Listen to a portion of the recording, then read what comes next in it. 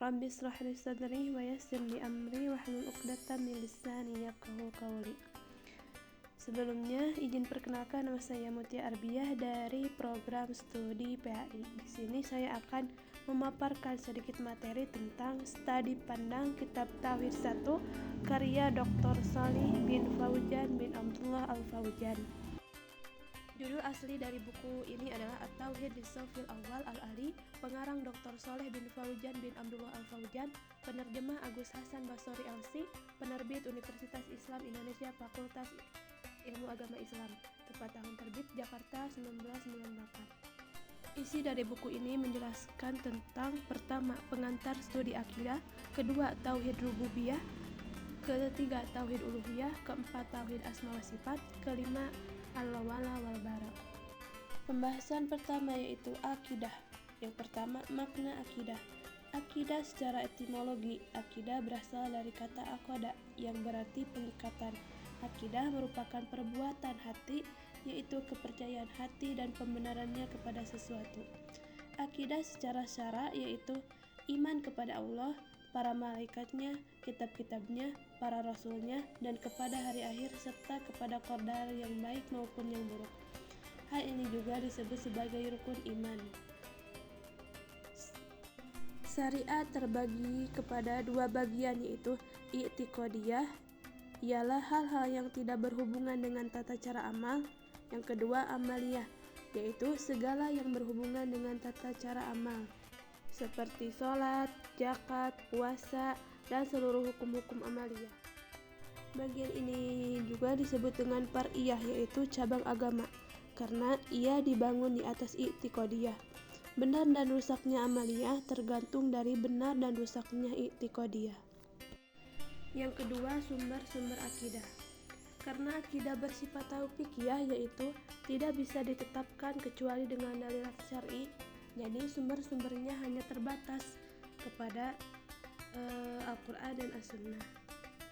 Yang ketiga yaitu penyimpangan akidah. Penyimpangan dari akidah yang benar adalah kehancuran dan kesesatan, karena akidah merupakan sesuatu yang utama bagi amal yang bermanfaat. Nah, jika seseorang tidak memiliki akidah yang benar, mereka akan menjadi mangsa bagi prasangka dan keraguan-keraguannya yang lama-kelamaan mungkin akan menumpuk dan menghalangi dari pandangan yang benar terhadap jalan hidup mereka, sehingga ketika seseorang hidupnya terasa sempit, hilang arah, lalu mereka akan mudah begitu saja untuk menyudahi hidupnya, sekalipun mereka menyudahi hidupnya dengan cara bunuh diri, sebagaimana yang terjadi pada banyak orang yang telah kehilangan hidayah akidah yang benar. Nah, masyarakat yang tidak dipimpin oleh akidah yang benar merupakan masyarakat bahimi atau hewani, yang mereka itu tidak memiliki prinsip-prinsip hidup bahagia, sekalipun mereka hidupnya dipenuhi dengan bergelimang materi, tetapi terkadang justru sering menyeret mereka kepada kehancuran, sebagaimana yang kita ketahui pada masyarakat jahiliyah. Nah, karena sesungguhnya kekayaan materi memerlukan tawdih atau pengarahan dalam penggunaannya, dan tidak ada pengarahan yang benar kecuali akidah yang sahih. Sebab-sebab penyimpangan akidah. Yang pertama, kebodohan terhadap akidah, maksudnya mereka yang enggan mempelajari dan mengajarkannya, atau karena kurangnya perhatian terhadap akidah, sehingga muncullah suatu generasi yang mereka tidak mengenal akidah yang benar atau tidak mengenal akidah yang sahih. Jadi mereka meyakini yang hak sebagai sesuatu yang batil, dan yang batil dianggap sebagai yang hak. Yang kedua yaitu ta'assub atau fanatik. Mereka fanatik kepada sesuatu yang diwarisi dari bapa dan nenek moyang mereka, sekalipun hal itu batil dan mencapakan apa yang menyalahinya, sekalipun hal itu benar, sebagaimana yang difirmankan Allah dalam Quran surat Al-Baqarah ayat 170, artinya, dan apabila dikatakan kepada mereka, ikutilah apa yang telah diturunkan Allah, mereka menjawab tidak. kami hanya mengikuti apa yang telah kami dapati dari perbuatan nenek moyang kami. Apakah mereka akan mengikuti juga, walaupun nenek moyang mereka itu tidak mengetahui sesuatu apapun dan tidak mendapat petunjuk? Yang ketiga, taklid buta, yaitu mereka yang bertaklid kepada orang-orang yang sebelum mereka dari para imam yang sesat, sehingga mereka juga sesat jauh dari akidah sahih. Keempat, yaitu gulu atau berlebihan, yaitu mereka yang mencintai para wali dan orang yang saleh serta mengangkat mereka di atas derajat yang semestinya, sehingga meyakini pada diri mereka sesuatu yang tidak mampu dilakukan kecuali oleh Allah, baik berupa mendatangkan kemanfaatan maupun menolak kemudaratan. Juga mereka menjadikan para wali itu sebagai perantara antara Allah dan makhluknya, sehingga sampai pada tingkat penyembahan para wali tersebut dan bukan menyembah Allah. Contohnya, mereka bertakarub kepada kuburan para wali itu dengan hewan kurban, nazar, doa, istighosah, dan meminta pertolongan. Yang kelima, goplah, yaitu lalai terhadap perenungan ayat-ayat Allah yang terhampar di jagat raya ini, yaitu ayat-ayat kauniyah dan ayat-ayat Allah yang tertuang dalam kitabnya, yaitu ayat-ayat Qur'aniyah. Keenam, tentang peranan orang tua. Setiap bayi itu dilahirkan dengan dasar fitrah, maka orang tuanya lah yang kemudian membuatnya menjadi Yahudi, Nasrani, atau Majusi. Hadis riwayat Bukhari. Jadi, orang tua mempunyai peranan besar dalam meluruskan jalan hidup anak-anaknya. Terakhir, kurangnya perhatian pendidikan dan media informasi terhadap pendidikan Islam. Selanjutnya, tentang tauhid rububiyah. Pembahasan pertama yaitu tauhid rububiyah dan pengakuan orang-orang musyrik terhadapnya. Tauhid rububiyah adalah mengesahkan Allah Subhanahu wa taala dalam segala perbuatannya, bahwa Allah lah yang menciptakan segenap makhluk, seperti dalam Quran surat Al-Zumar ayat 62. A'udzubillahi minasyaitonirrajim. Allahu khaliqu kulli syai', yang artinya Allah menciptakan segala sesuatu. Allah menciptakan semua makhluknya di atas fitrah pengakuan terhadap rububiyahnya. Jadi maksudnya Allah menciptakan makhluknya dengan keadaan fitrah mengakui terhadap rububiyahnya, baik itu orang yang beriman kepada Allah maupun orang yang musyrik. Sekalipun mereka menyekutukan Allah, namun mereka mengakui keesaan rububiyah Allah, seperti dalam Quran surat Al-Mu'minun ayat 86 sampai 89, yang artinya, katakanlah, siapakah yang mempunyai langit yang 7 dan yang mempunyai arsy yang besar? Mereka akan menjawab, kepunyaan Allah. Katakanlah, maka apakah kamu tidak bertakwa? Katakanlah, siapakah yang di tangannya berada kekuasaan atas segala sesuatu, sedang dia melindungi, tetapi tidak ada yang dapat dilindungi dari azabnya. Jika kamu mengetahui, mereka akan menjawab, kepunyaan Allah. Katakanlah, kalau demikian, maka dari jalan manakah kamu ditipu?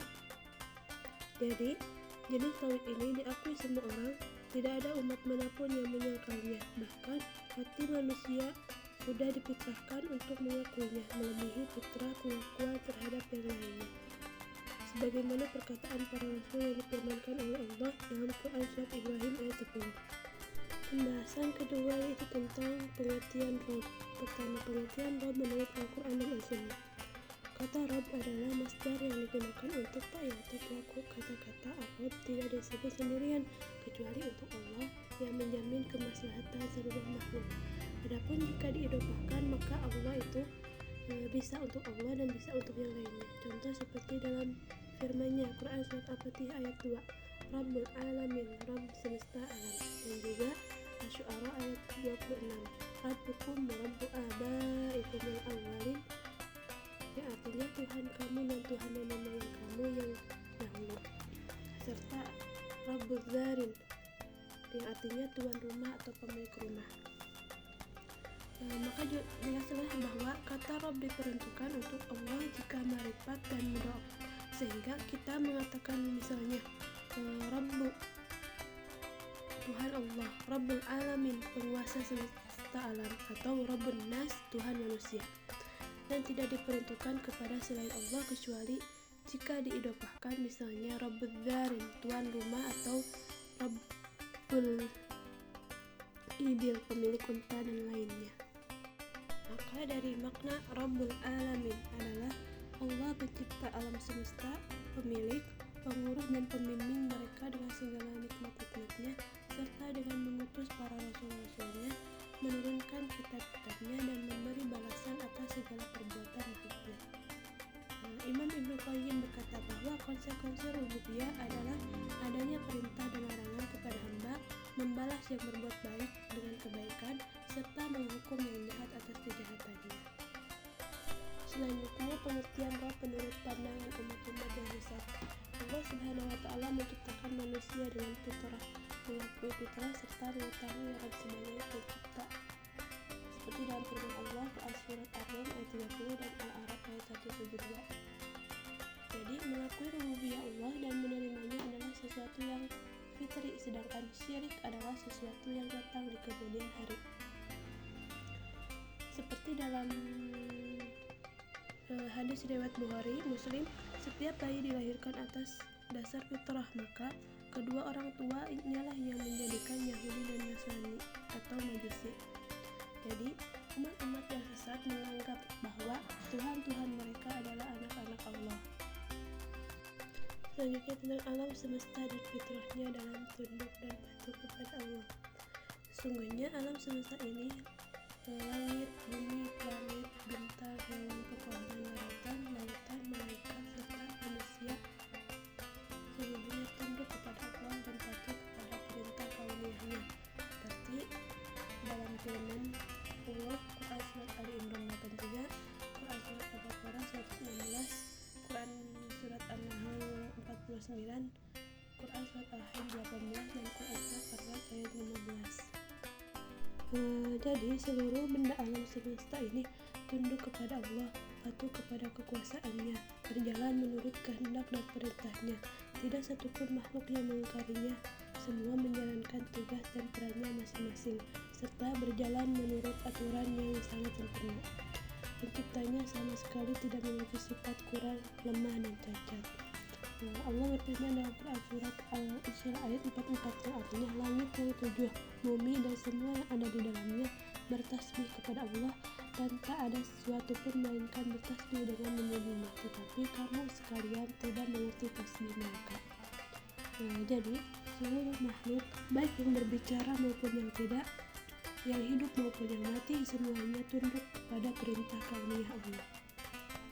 Semuanya menyucikan Allah dari segala kekurangannya dan kelemahan, baik secara keadaan maupun ucapan. Orang yang berakal pasti semakin merenungkan makhluk-makhluk ini, semakin yakin itu semua diciptakan dengan hak dan untuk yang hak, bahwasannya ia diatur dan tidak ada pengaturan yang keluar dari antara penciptanya. Semua meyakini sang pencipta dengan fitrahnya. Selanjutnya, tentang manhaj Al-Quran dalam menetapkan wujud dan keesaan Al-Khaliq. Manhaj Al-Quran dalam menetapkan wujud Al-Khaliq serta keesaannya adalah satu-satunya manhaj yang sejalan dengan fitrah yang lurus dan akal yang sehat, yaitu dengan mengemukakan bukti-bukti yang benar yang membuat akal mau menerima dan musuh-musuh pun menyerah. Di antara dalil-dalilnya itu adalah sudah menjadi kepastian setiap ada yang baru tentu ada yang mengadakan, teraturnya semua urusan alam, tunduknya makhluk-makhluk, dan menjalankan tugas dan perannya sesuai dengan apa yang diberikannya. Lalu kemudian tauhid rububiyah mengharuskan adanya tauhid uluhiyah. Tauhid rububiyah adalah bukti wajibnya tauhid uluhiyah. Barang siapa yang mengira bahwa tauhid itu hanya meyakini wujud Allah atau hanya meyakini bahwa Allah adalah Al-Khaliq yang mengatur alam, maka sesungguhnya orang tersebut belumlah mengetahui hakikat tauhid yang dibawa oleh para rasul. Lalu pembahasan selanjutnya dalam buku ini yaitu tentang tauhid uluhiyah. Tauhid uluhiyah adalah mengesahkan Allah dengan perbuatan para hamba, mendasarkan dengan niat taqarrub yang disyariatkan seperti doa, nazar, kurban, raja, takut, tawakal, rahbah, dan inabah hanya kepada Allah dan untuk Allah. Tauhid uluhiyah ini adalah tujuan utama atau maksud dari dakwah para rasul karena ia adalah asas fondasi tempat dibangunnya seluruh amal. Di dalam buku ini juga menjelaskan tentang makna syahadat, rukun syahadat, syarat syahadat, konsekuensi, dan yang membatalkannya. Syarat syahadat yaitu ilmu, kedua yakin, ketiga qabul, keempat inqiyad, kelima ikhlas, keenam sidik, kelima mahabbah. Lalu dalam pembahasan tauhid uluhiyah ini ada yang dinamakan tasyri'. Tasyri' adalah apa yang diturunkan Allah Subhanahu wa taala untuk hambanya yang berupa manhaj atau jalan dalam bidang muamalah, akidah, dan sebagainya, termasuk di dalamnya masalah penghalalan atau pengharaman. Lalu kemudian ada ibadah. Ibadah secara etimologi adalah merendah diri serta tunduk. Adapun definisi lain, ibadah adalah ketaatan terhadap perintah dan larangan Allah yang bertujuan untuk mendapatkan ridhonya. Ibadah terbagi menjadi ibadah hati, ibadah lisan, dan anggota badan. Lalu tingkatan din, ada Islam, iman, dan ihsan.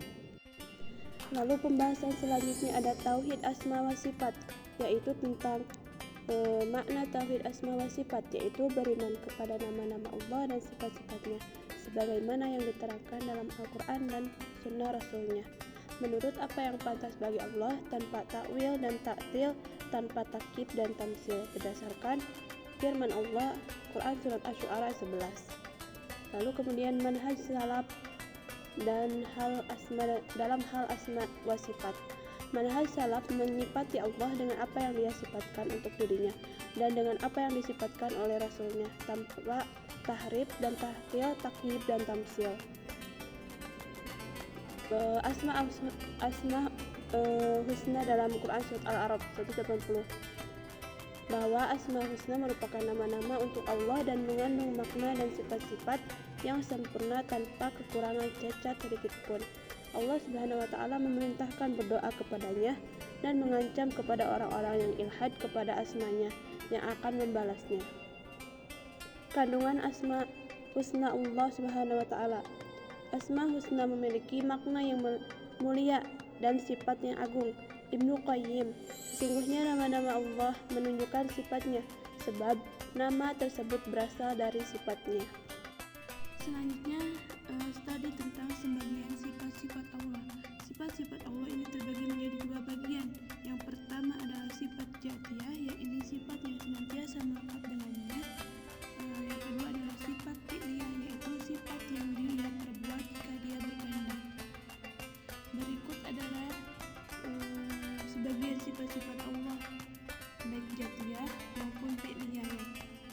Pertama ada al-qudrah, al-iradah, al-ilmu, al-hayat, as-sam'u dan al-basar, al-qalam, al-arsh, al-ulu dan al-fawaqiyah, al-ma'iyah, al-hub dan al-ridho, al-suktu dan al-karahiyah, al-wajhu, al-yadani, al-ainani, al-ajab, al-ityan dan al-maji dan al-farah. Pengaruhnya dalam bermuamalah dengan Allah akan memperkenalkannya dengan Rabbnya, akan merasa takut karena Allah mengetahui segala sesuatu, senantiasa bertaubat dan berbaik sangka kepada Allah, mahabbah dan bertakarub kepada Allah. Pengaruh dalam bermuamalah dengan makhluknya, ketika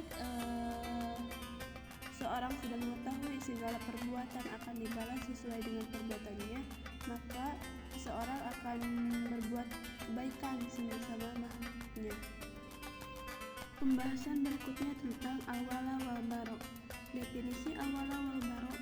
Wala adalah kata masdar dari fi'il waliya yang artinya dekat. Maksudnya dekat kepada kaum muslimin dengan mencintai mereka, membantu dan menolong mereka atas musuh-musuh mereka, dan bertempat tinggal bersama mereka. Sedangkan bara' masdar dari bara'ah yang berarti memotong atau memutus. Maksudnya memutus hubungan dengan orang-orang kafir. Kedudukan al-wala wal bara dalam Islam. Dalam Islam, kedudukan al-wala wal bara adalah sebagai tali iman, sebagaimana sabda Rasulullah, tali iman yang paling kuat adalah cinta karena Allah dan benci karena Allah. Mudahana dan kaitannya dengan al-wala wal bara. Mudahana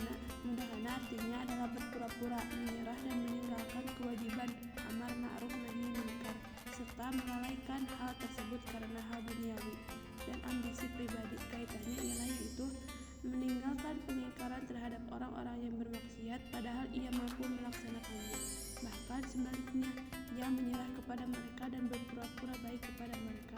Hal ini berarti meninggalkan cinta karena Allah dan permusuhan karena Allah. Mudoroh serta pengaruhnya terhadap al-wala wal bara. Mudoroh adalah menghindari kerusakan dan kejahatan dengan ucapan yang lembut atau meninggalkan kejahatan dengan kekerasan dan sikap yang kasar, atau berpaling dari orang yang jahat jika ditakutkan kejahatannya atau terjadi hal yang lebih besar dari kejahatan yang sedang dilakukan. Berikut beberapa contoh dan tentang setia memusuhi karena Allah. Yang pertama, sikap Nabi Ibrahim alaihissalam dan pengikutnya terhadap kaum yang kafir. Sikap orang-orang Ansor terhadap saudara-saudaranya dari kaum Muhajirin. Sikap Abdullah bin Ubay bin Salul terhadap kemunafikan ayahnya yang berkata dalam satu pertempuran. Lalu ada yang menyayangi dan memusuhi para ahli maksiat, menyayangi karena keimanannya, memusuhi karena kemaksiatannya. Lalu poin berikutnya dalam pembahasan al-wala wal bara adalah menyambut dan ikut merayakan hari atau pesta orang-orang kafir serta berbelasungkawa di hari dukanya.